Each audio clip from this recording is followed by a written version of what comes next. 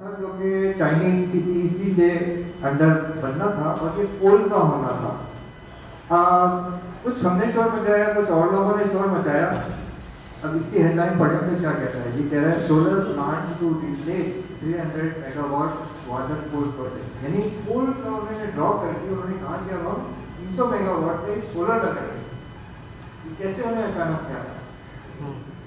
आप उनसे कहेंगे सोलर लगा दो तो आपको सोलर मैन्युफैक्चरिंग प्लांट लगा दो। अगर आपकी बात में समझ रहा हूँ तो इसका मतलब ये होगा कि जो खालसा हमारा कोयला निकला जी उसका पकड़े डाल करके उसको हम यूज नहीं कर सकते आने वाले। देखें जैसा मुल्क मजबूत मुल्क प्रेशर बर्दाश्त नहीं कर सकता दुनिया में, तो हम तो एक छोटा मुल्क है। समझा है? कोल का वक्त चला गया, कोल का वक्त चला गया। अब जो आप सुनेंगे इंडिजिनस कोल कि हमारा अपना कोल है इसलिए इस्तेमाल कर लें क्योंकि इतना ज़्यादा है हमारे पास, लेकिन उसका नतीजा ये होना है कि आपकी एयर क्वालिटी खराब होती जाएगी। अभी तक किसी ने एयर क्वालिटी को पूछा भी नहीं, अब पूछ रहे हैं। इसीलिए पूछ रहे हैं कि इसी चीज़ से नुकसान हुआ है पूरी दुनिया में। आगे बढ़े